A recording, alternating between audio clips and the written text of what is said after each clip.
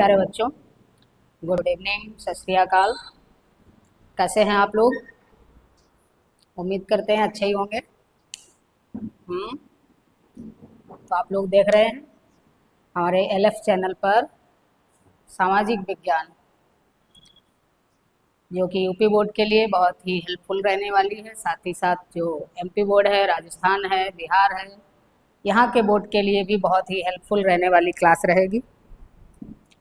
हम लोग इसमें क्रम से सभी विषयों का अध्ययन करेंगे। हिस्ट्री, जियोग्राफी, सिविक्स, इकोनॉमिक्स, और साथ ही साथ आप लोगों का रिवीजन, एमसीक्यूज, कैसे क्वेश्चन लिखा जाता है, ये सब कुछ बताने वाले हैं और बहुत ही अच्छे तरीके से बताने वाले हैं, जिससे आपके मार्क्स में, बोर्ड में बहुत अच्छे तरीके से आपको हेल्प मिल सके। जैसा आप लोग देख रहे हैं थंबनेल पे, सामाजिक विज्ञान, इसमें हम लोग शुरुआत करेंगे हिस्ट्री से, जिसका पहले चैप्टर का नाम है यूरोप में राष्ट्रवाद का उदय। यूरोप में राष्ट्रवाद का उदय, the rise of nationalism in Europe. ठीक है, तो चलते हैं हम लोग अपनी क्लास की ओर। थोड़ा सा पहले हम लोग बेसिक चीज़ें समझ लेते हैं कि इतिहास क्या है, इसके फादर कौन हैं, इसमें क्या क्या हम लोग पढ़ते हैं। ठीक है, तो आगे चलते हैं। हम सभी जानते हैं कि ये इसमें एसएसटी में 100 मार्क्स का पेपर होता है ना, 100 मार्क्स का, जिसमें 70 मार्क्स का रिटन होता है एग्जाम। ठीक है, और 30 मार्क्स जो कि आपके स्कूल में दे दिए जाते हैं। इन 70 मार्क्स में किसका कितना इम्पोर्टेंस है ये भी हम लोग समझ लेते हैं पहले। इसमें हिस्ट्री के 20 मार्क्स के क्वेश्चंस होते हैं, यानी हिस्ट्री का 20 मार्क्स का पोर्शन होता है। दूसरा जियोग्राफी के भी 20 मार्क्स होते हैं। सिविक्स के 15 मार्क्स होते हैं। कितने?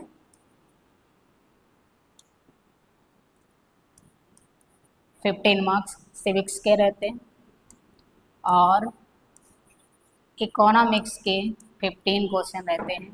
तो कुल मिलाकर 70 मार्क्स होते हैं, जिसके लिए हमको मेहनत करनी होती है। और इतनी ही नहीं, बहुत अच्छे तरीके से मेहनत करनी होती है। इसमें कुछ पोर्शन कभी 5 नंबर का होता है, कभी 10 नंबर का हो जाता है, कभी और भी बढ़ जाता है। इसमें मैपिंग भी रहती है, मैप भी फिल करने के लिए आता है। तो हम लोग इन सभी का डिस्कशन करेंगे। इसमें हम लोग एक सीरियल से पढ़ने का प्रयास करेंगे। आज हिस्ट्री की शुरुआत करते हैं, फिर जियोग्राफी पढ़ेंगे, फिर सिविक्स पढ़ेंगे, फिर इकोनॉमिक्स, सभी का क्रम से अध्ययन करते हुए चलेंगे। ठीक है, तो ये मैंने सिलेबस आपको डिफाइन कर दिया। अब हिस्ट्री की बात करते हैं आज। उम्मीद करते हैं बात समझ में आ गई होगी। हिस्ट्री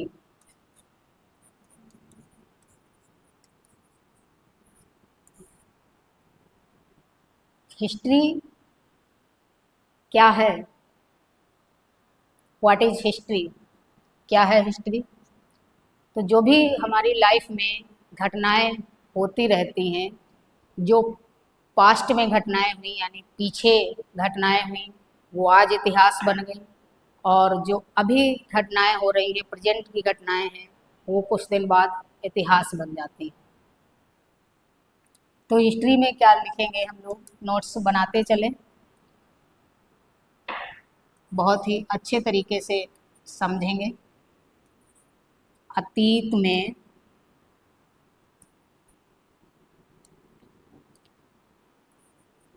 अतीत में हुई घटनाओं के क्रमबद्ध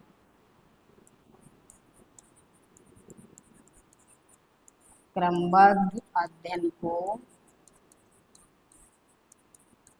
इतिहास कहते हैं।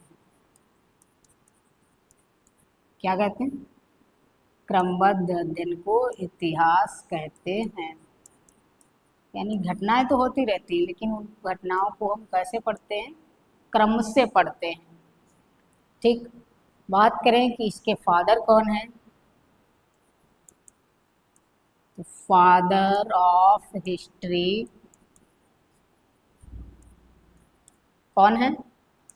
कोई बताएगा? चलो बताओ, कौन है? हेरोडोट्स।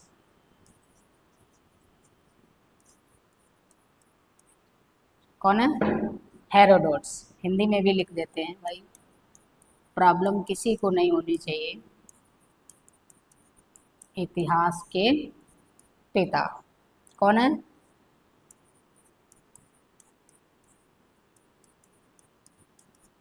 हेरोडोट्स। ठीक।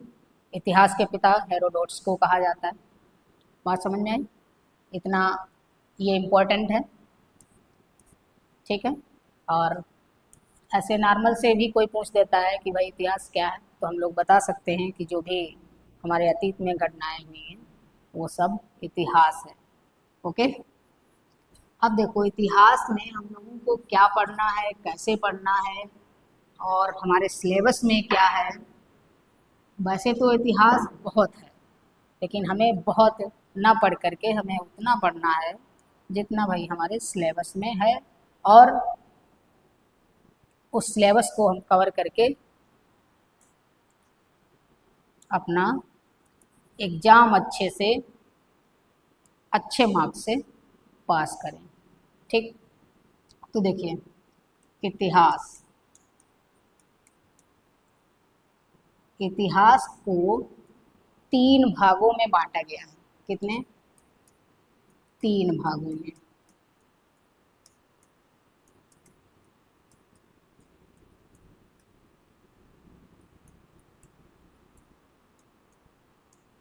कितने भागों में?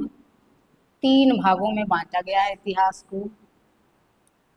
एक इसको बोलते हैं प्राक ऐतिहासिक,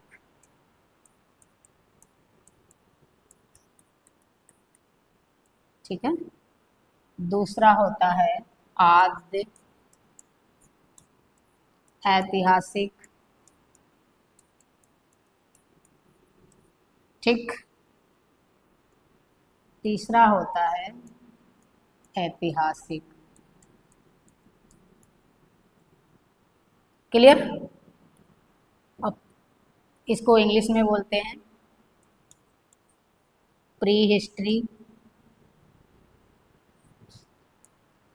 ठीक है। इसको बोलते हैं प्रोटो हिस्ट्री, और इसको तो पता ही है क्या बोलते हैं, हिस्ट्री। क्लियर? क्लियर। अब प्री हिस्ट्री या प्राक ऐतिहासिक काल किसको कहा जाएगा, कैसे हम लोग समझेंगे? तो इसमें क्या था, इस काल के कोई भी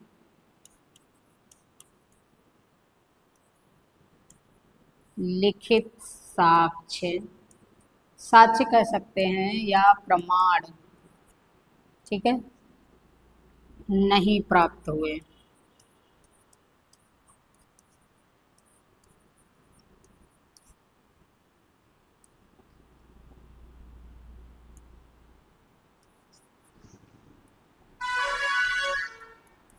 ठीक है, कोई रिकॉर्ड नहीं है। इसमें क्या हुआ, लिखा तो गया लेकिन पढ़ा नहीं गया। ऐसा लिखा गया कि वो समझ में नहीं आया। यानी इस काल के साक्ष्यों को पढ़ लिखा तो गया लेकिन समझा नहीं गया। तो कैसे लिखेंगे? इस काल में साक्ष्य, और साक्ष्य को क्या बोलते हैं? प्रमाण। साक्ष्य लिखे तो गए लेकिन समझा नहीं जा सका।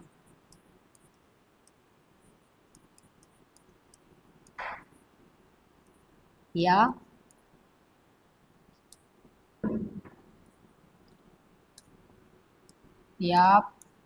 पढ़ा नहीं जा सका।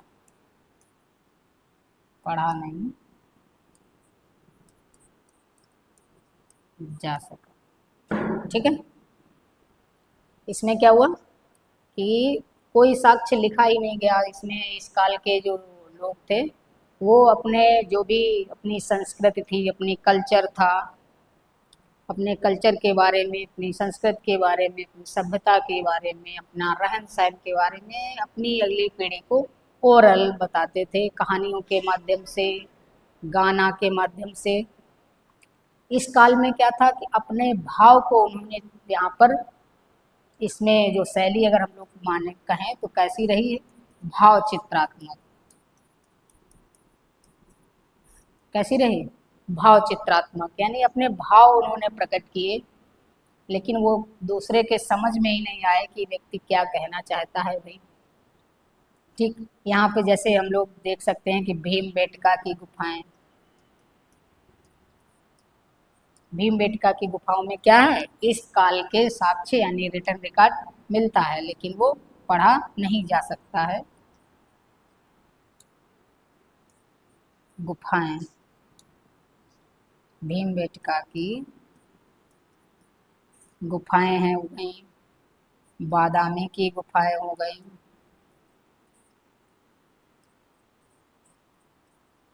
गुफाएं,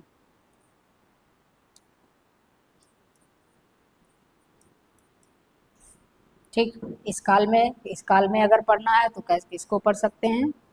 जैसे पाषाण काल।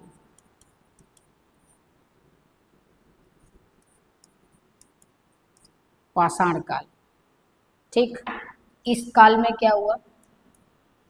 इस काल में वही रिकॉर्ड लिखा भी गया और समझा भी गया। ठीक है। इस काल के साक्ष्य लिखे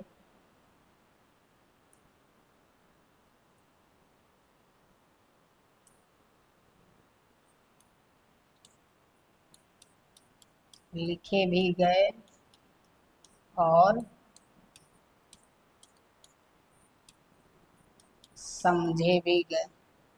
ठीक है, समझ में आया? कोई प्रॉब्लम हो तो आप क्या करेंगे? कमेंट करके पूछ सकते हैं। ठीक, आगे चलते हैं। अब ये जो अभी आपने हिस्ट्री वाला पोर्शन देखा,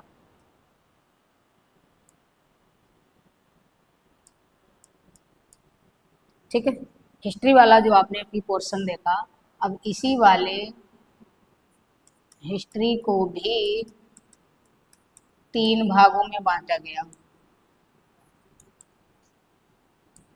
ठीक है, 3 भागों में बांटा गया। किसमें? एंशियंट हिस्ट्री, इस यहाँ हिंदी में,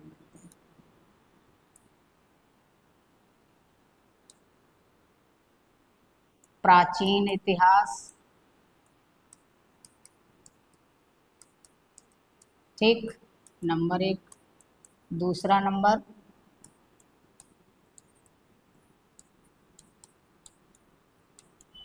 मध्य इतिहास, और तीसरा नंबर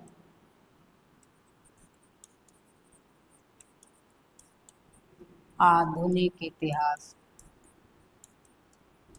ठीक है, अब हमको पढ़ना क्या है? अच्छा, इसको इंग्लिश में भी बता देते हैं। इसको बोलते हैं एंशियंट हिस्ट्री। ठीक है, इसको बोलते हैं मेडिवल मेडिवल हिस्ट्री, और इसको क्या बोलेंगे, मॉडर्न।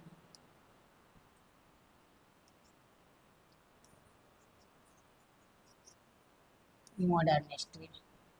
यहाँ तक कोई प्रॉब्लम किसी को नहीं? ठीक है।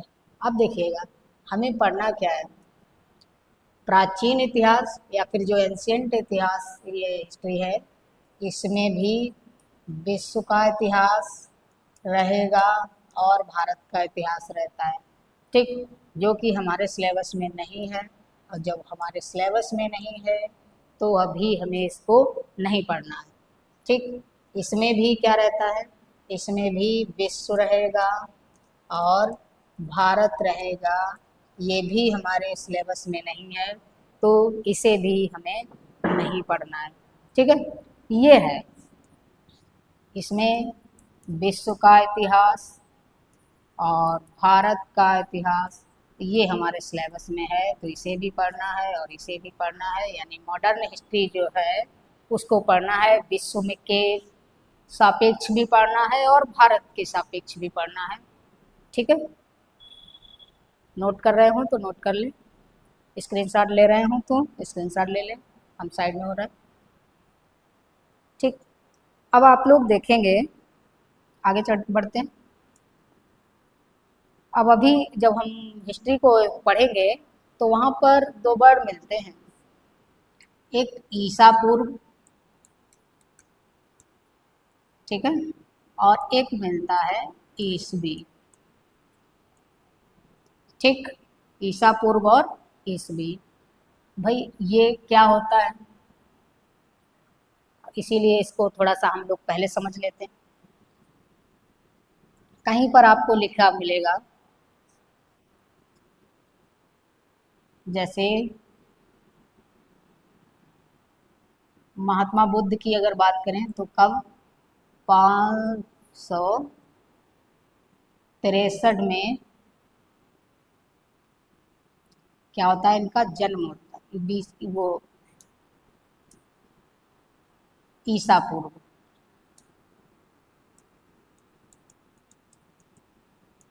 ईसा पूर्व जन्म, ठीक है, और 483 ईसा पूर्व क्या होता है, इनकी मृत्यु होती है। अब आप कहोगे ये भाई क्या है, 563 में जन्म हो रहा है, 483 में मृत्यु हो रहा है, भाई ये टाइम घटता है कि बढ़ता है, क्या हो रहा। तो इसीलिए इसको हम पहले समझ लेते हैं। इसका मतलब होता है, इसको इंग्लिश में बीसी कहते हैं, इस ईस्वी को इंग्लिश में एडी लिखा जाता है। इसका मतलब होता है बिफोर द क्राइस्ट, मतलब ईसा मसीह के जन्म से पहले, और इसका मतलब है एनो डोमिनी, ठीक है, इसका मतलब है इनके जन्म के बाद की बात है।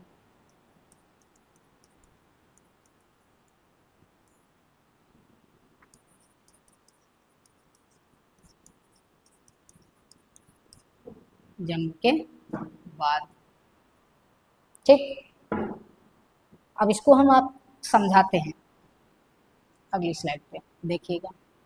जैसे आपने मैथ में पढ़ा होगा, इस तरीके के क्वेश्चंस थोड़ा सा मैंने भी पढ़े हैं, बीच में होता था जीरो, अब जीरो से इधर 1 2 3 4 5 6 7, ठीक है, और इधर जब हम लोग बढ़ते थे तो देखा है माइनस में हुआ करता था, 1 2 3 4 5 6 7, जितना भी हम लोग इसको मानना चाहें मान सकते हैं, इसको 10, 20, 30, 40 ऐसे भी मान सकते हैं। तो यहाँ पर क्या है, यहाँ पर है जन्म किसका, जिनकी हम लोग बात कर चुके हैं, ईसा मसीह। ठीक, अच्छा ये इधर जब बढ़ रहे हैं तो माइनस में बढ़ रहा है, लेकिन हमारा टाइम तो एक क्रम में चलेगा। अब टाइम तो इधर को नहीं जाएगा, टाइम तो हमेशा इधर से इधर ही चलेगा, पीछे से आगे की तरफ चलेगा, यानी पास्ट से फ्यूचर की तरफ चलेगा। तो टाइम कैसे चल रहा है, टाइम तो ऐसे चल रहा है भाई, टाइम कैसे चलेगा, टाइम तो ऐसे चल रहा है। ठीक है, तो अब यहाँ पर इधर का जो टाइम है वो कैसे डिनोट कर दिया जाता है, बीसी, यानी ईसा पूर्व, ईसा मसीह के जन्म से पहले। और इधर वाला जो टाइम है वो ईसा मसीह के जन्म के बाद वाला, यानी इसको एडी में या ईसवी लिखते हैं। बात समझ में, ईसा, ये ईसा पूर्व है और ये ईसवी होता है। ठीक है, उम्मीद करते हैं समझ में आ गया होगा। अगर नहीं आया है तो कमेंट कर देंगे और हम इसको दोबारा से समझाने का प्रयास करेंगे।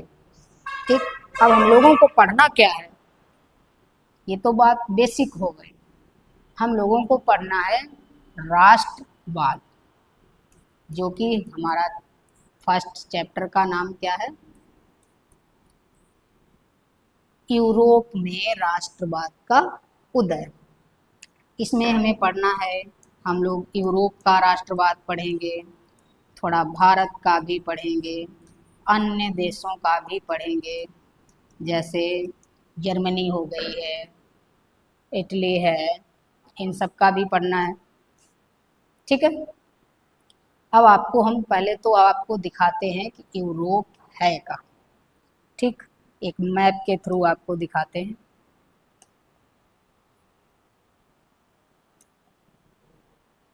ये देखिएगा,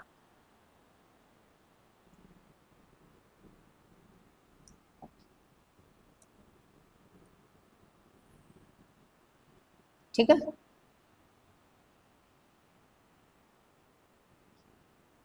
ये रहा वर्ल्ड का मैप।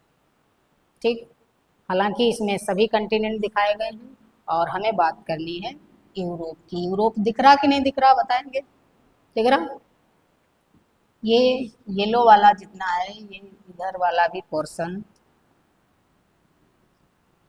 ये यहाँ से लेकर ये पूरा, ये है यूरोप। ठीक है, ये देख रहे हो लिखा हुआ तो दिख ही रहा होगा, ये क्या, कौन सा है, ये है अफ्रीका, और ये है, ये पूरा है यहाँ तक छुटपुट में, इधर ये जापान है, ये सबसे बड़ा वाला रसिया है, ये क्या है, एशिया है, ये यूरोप है, ये अफ्रीका है, ये देख रहे हो, ये क्या है, साउथ अमेरिका है, और ये इधर,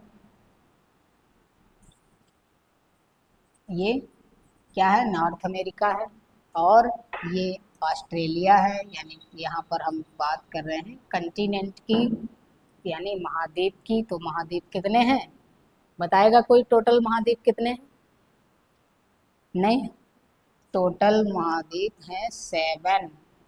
ठीक, अब देखिएगा, नंबर 1 ये है, नंबर 2 हो गया, नंबर 3 हो गया, नंबर 4 ये है, और नंबर 5 ये है, और नंबर 6 ये है। ये शायद आपको नहीं पता होगा, और ये नंबर 7 है सबसे छोटा। ठीक, तो ये जितना ये वाइट वाला जो देख रहे हो, ये भी क्या है, अंटार्कटिका महाद्वीप है। ठीक, सबसे बड़ा इसमें एशिया है। अगर हम भारत देखें तो भारत कहाँ है, ये दिख रहा है भारत, अपना अपना प्यारा सा भारत। ठीक, तो ये है यूरोप। ठीक, हम बात करते हैं यूरोप के ही। ठीक है, अब यहाँ पर आप लोग देख रहे हो बीच में ब्लू ब्लू, थोड़ा सा ब्लू देख रहे हो,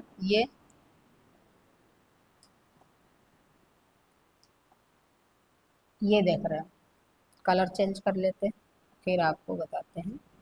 इससे देखो दिखेगा, ये ये देख रहे हो, ये क्या है? ये है भूमध्य सागर। क्या है भाई? ये है भूमध्य सागर। ठीक, भूमध्य सागर से सटा हुआ। तो हमें पढ़ना किसके बारे में? हमें इस यूरोप के बारे में अभी पढ़ना है। किसके बारे में पढ़ना? यूरोप के बारे में पढ़ना है। ठीक, आगे एक आपको सिलेबस का जो फिगर है उसको दिखाते हैं।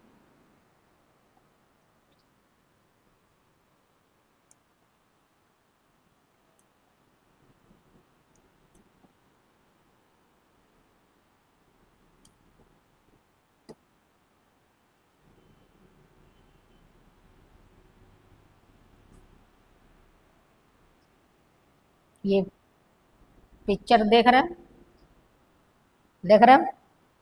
यहाँ पर आप देख रहे हो एक ये मूर्ति,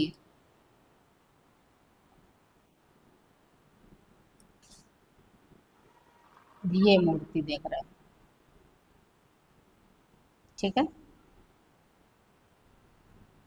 ये मूर्ति यहाँ तक मूर्ति है, ये नीचे उनके खड़े होने के लिए चबूतरा जैसा बना हुआ है। इस मूर्ति को बनाया था किसने?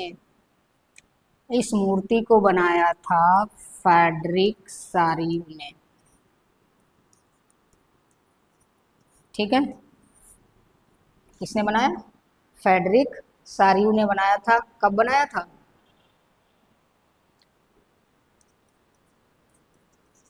1848 में इस मूर्ति को बनाया फ्रेडरिक सारियू ने। क्यों बनाया? क्या इसकी आवश्यकता रही होगी? आप देखेंगे फर्स्ट चैप्टर के फर्स्ट पेज पर ही ये मूर्ति, ये फिगर यानी चित्र बना हुआ है। इन्होंने एक सपना देखा था। किसने? किसने सपना देखा था? फ्रेडरिक सारियू ने। ठीक है, एक सपना देखा था कि हमारा राष्ट्र ऐसा स्वतंत्र हो जिसमें इस मूर्ति में जैसा आप देख रहे हो, एक मिनट दोबारा लाते हैं भाई।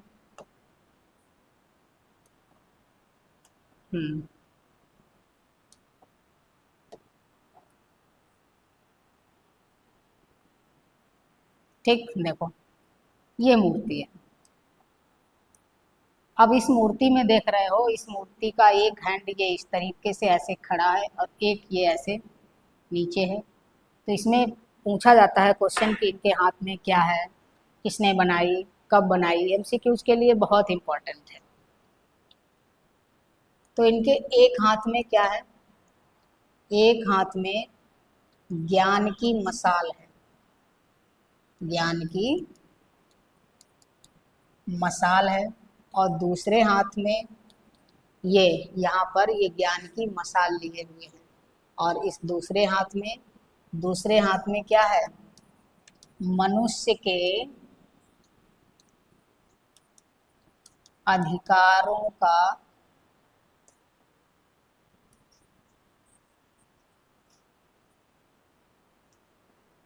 मनुष्य के अधिकारों का घोषणा पत्र। क्या है? घोषणा पत्र।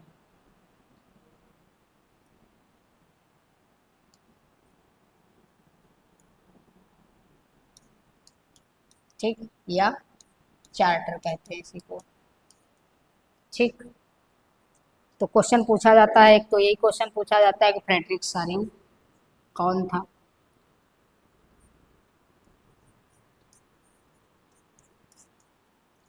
ठीक है, फ्रेडरिक सारियू कौन था? ये आपका क्वेश्चन है जो कि होमवर्क के लिए भी है। अगर आप लिख सकते हैं तो लिखें और लिखकर कमेंट में ज़रूर भेजें।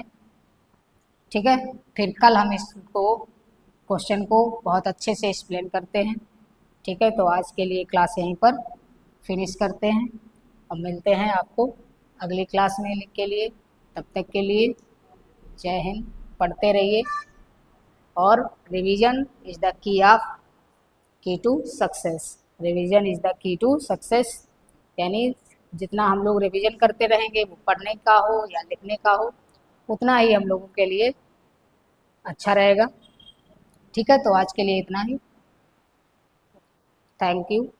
यहाँ पर लिख भी देते हैं। ठीक।